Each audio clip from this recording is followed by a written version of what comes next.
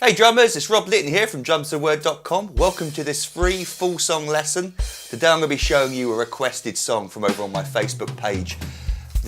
From the era of the 80s where the saxophone solo ruled.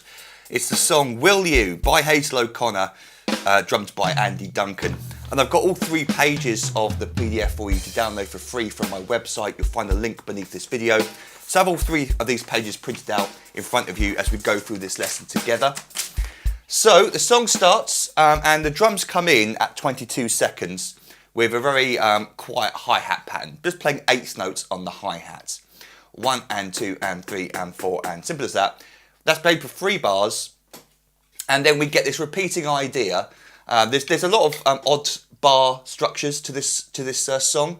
For example, you can see here the first time that line's actually 5 bars long. So be aware of that some of these lines are a little longer than you'd expect, 5 or 6 bars long, just due to the structure of the song. So for bars 4 and 5, we start to get this pumping bass drum. 1 and 2 and 3 and 4 and 1 and 2 and 3 and 4 and over 2 bars. But I've written above it, note hi-hat gradually opens, and we get slightly louder with the hi-hat as well, so we get this. 1 and 2 and 3 and 4 and 1 and 2 and 3 and 4 and 1. And it closes on beat 1 of the next line. So over those 2 bars, you want to sort of gradually open the hi-hat, not get too loud too quickly, but by the end of the 2 bars, you want to be sort of normal volume with the hi-hat, and then closing it on beat 1 of the next line. Where we get 2 more bars of just 8th notes on the hi-hat, 1 and 2 and 3 and 4 and for the second bar as well. Then we go into these crash cymbal stabs on beat 1 and the and of beat 2. 1 and 2 and 3 and 4 and 1 and 2 and 3 and 4. I use 2 crash cymbals like on the recording. If you haven't got 2 crash cymbals, 1 crash cymbal is absolutely fine, doesn't matter. Then we go into this drum fill which occurs throughout the song. I don't know why. It's just, even before I started playing the drums when I heard this as a kid, the drum parts in this song are so big and powerful and just make you want to sort of air drum along to it because of the simplicity, but because of the perfect precision of it as well. It's just a really nice simple drum fill that's just perfectly placed with the rest of the band.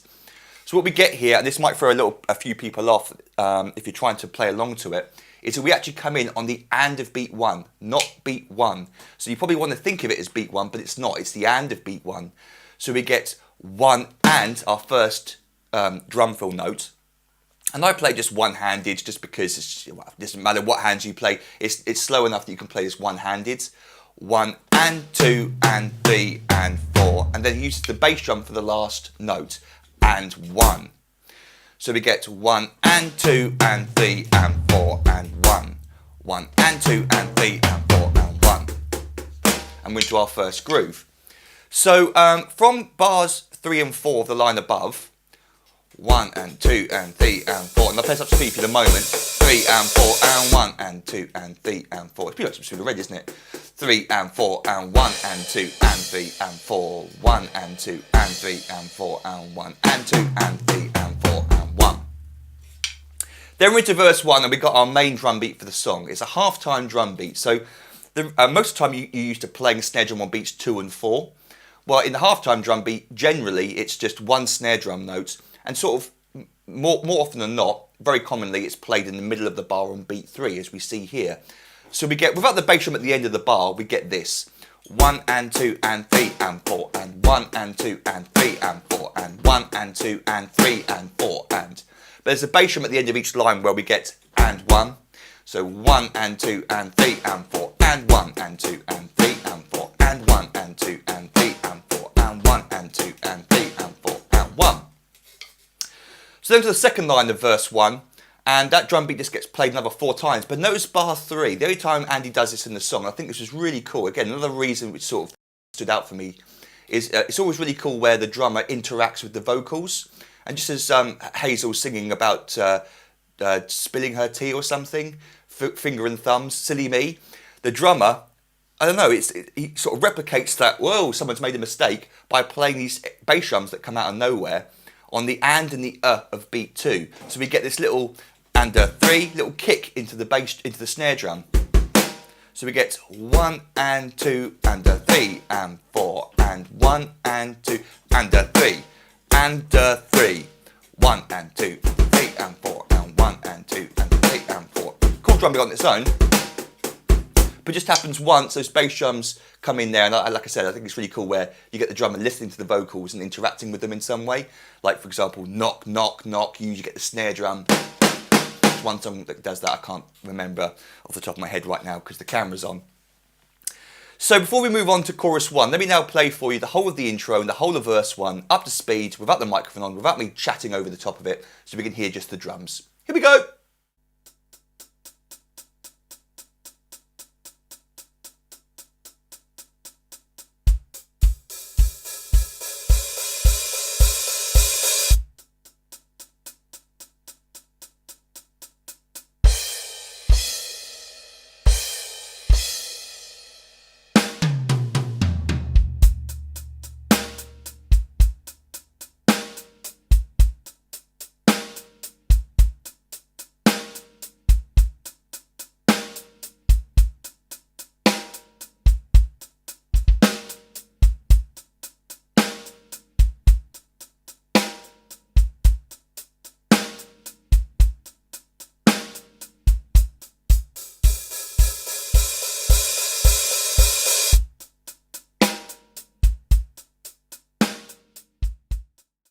So then chorus 1, which is the same structure as the first line of the intro, except we've now got the drum beat, the halftime beat being played for 3 bars. 1 and 2 and 3 and 4 and 1 for 3 bars. And then bars 4 and 5, same as the intro, we just get 1 and 2 and 3 and 4 and 1 and 2 and 3 and 4 and 1. Where it closes into the next line, where the halftime drum beat continues for another 4 bars. The structure in this song is kind of weird, so is it a chorus? Is it a bridge? Is it the next verse? It's a very clever song, this. There's lots of different parts to it. So what I've called next is verse 2. So you can call it whatever you like. I've called it the second verse. We've got 2 lines of that drum beat, and then the last line, we've got 1, 2, 3. This is a line of 6 bars, and at the end of that bar, we get this very subtle little drum fill, just an extra snare drum note on beat 4. 1 and 2 and 3, 4, and 1 and 2 and 3. 4 and so create a 2-bar drum loop. 1 and 2 and 3 and 4 and 1 and 2 and 3, 4 and 1 and 2 and 3 and 4 and 1 and 2 and 3 and 4 and 1. Nice little touch that. So on to page 2, verse 3 I've called it. 4 more bars of the groove. Chorus 2, 3 more bars of the groove, but this time for bars 4 and 5, Andy adds in the snare drum backbeat on beat 3, but the rest of it's exactly the same as we've done previously. 1 and 2 and 3 and 4 and 1 and 2 and 3 and 4 and 1. So exactly the same as what we've done previously, but the snare drum backbeat is being played also on beat 3 of the 2 bars. Next line, chorus 2, 4 more bars of the groove. Then we get our first sax solo. It's only for 4 bars to start off with. Sax solo 1 I've called it. 3 bars of groove, and then from bar 3 to bar 4 we get the last 2 bass drum notes and 1. And they slow down ever so slightly. I've written above it, notes slightly slows down. And you'll feel it when you listen to the song. We get from the, let's play the last 3 bars there. 1 and 2 and 3 and 4 and 1 and 2 and 3 and 4 and 1. Perhaps not as drastic as that, and 1. But it slows down ever so slightly. And the open hi-hat on beat 1 with the bass drum rings out. Let it ring out completely.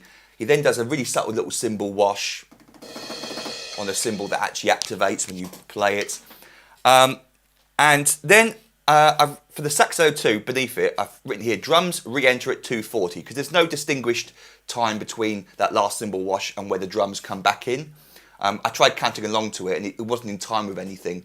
So it's the best thing I could do was tell you it comes back in at 2:40. And if you're playing along to this song, like I used to do, you're probably going to miss the first note, because it comes in and you're like, where's it coming in? There's no warning where it comes in. But around 2:40, the drums come back in with this brilliant little drum fill, 2 bars, which again threw me off as a kid because I couldn't work out where the second half of the drum fill was seen. The second is coming in. It comes in on the end of 1. Spoiler alert. So the first bar is this, just flams, 1 and 2 and 3 and 4 and. So you can use any toms you like. I use this tom and this tom for those 2 tom notes. So the first is a snare drum, 1 and 2 and 3 and 4 and 1. So that's fair enough. But then the second bar, we get the same idea from the beginning of the song, 1 and. We skip over beat 1. 1 and 2. And he plays 2 snare drum notes this time. 1 and 2 and 3 and 4 and 1. And again, uses the bass drum as the last note. So we get 1 and 2 and 3 and 4 and 1 and 2 and 3 and 4 and 1. Into a crash in the next line. 1 and 2 and 3 and 4 and 1 and 2 and 3 and 4 and 1 and 2 and 3 and 4 and 1.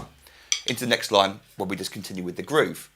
So before we go on, let me play for you from sax solo 1, sort of guess, I'm not listening to the music in my earphones, so guess where the drums might come back in, play the second line, and then into the next line. So basically we're hearing that drum fill in context. Here we go.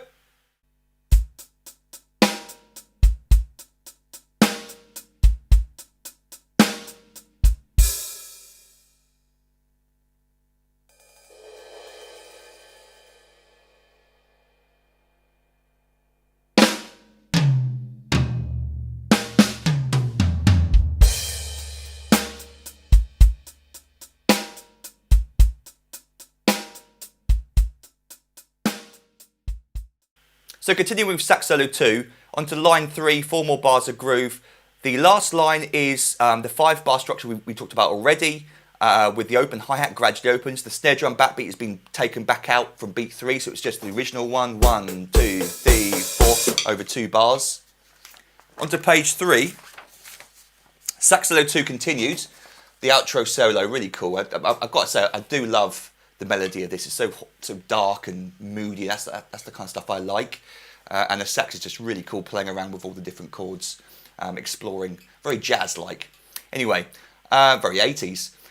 Line 1 of sax solo 2, we got 3 lines of 4 bars of groove. The 4th line, we got a crash cymbal at the beginning of bar 1. We got a crash cymbal at the beginning of bar 3. Crash cymbal at the beginning of bar 5.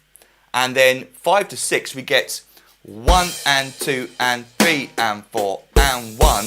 2 open hi-hat notes there. Let them ring out because they're going to close on beat 1 of the next line. And 1 and 2 and 3 and 4 and. This one's probably a little bit easier because you're playing beat 1. So you know it's more comfortable to come in on the and of beat 1 because you're playing that first note on 1. 1 and 2 and 3 and 4 and 1. So those last 2 bars, 1 and 2 and 3 and 4 and 1. Oh, missed out the open hi-hat on the and of 4. 1 and 2 and 3 and 4 and 1 and 2 and 3 and 4 and 1 and 2 and 3 and 4 and 1. And then we're back into the groove. So that line there, 4 more bars of groove. Next line, 4 more bars of groove. The last 3 lines, we got a crash cymbal at the beginning of the bottom 3rd line. And then for bars 4 and 5, a new way of playing that build-up section. First bar, we have the snare drum backbeat on beat 3 with the bass drums, but there's no open hi-hat build-up in this one. It's just 1 and 2 and 3 and 4 and. The second bar is slightly different. We get 1 and 2 and 3. The only open hi-hat in those 2 bar sequences, the and a 2 into beat 3, and 3 and 4 and. And notice there's no bass drum on 3 and no bass drum on beat 4. It leaves that out and plays and 1 into the next line. So those 2 bars, 1 and 2 and 3 and 4 and 1 and 2 and 3 and 4 and 1. I'll play up speed for the moment. Second to last line, 4 more bars of groove. The very last line, the song ends, as we talked about previously, with 1 and 2 and 3 and 4 and 1, where it slightly slows down to the end of the song, another little cymbal wash, and you're done. So before we finish, let me just play for you those last 3 lines up to speed.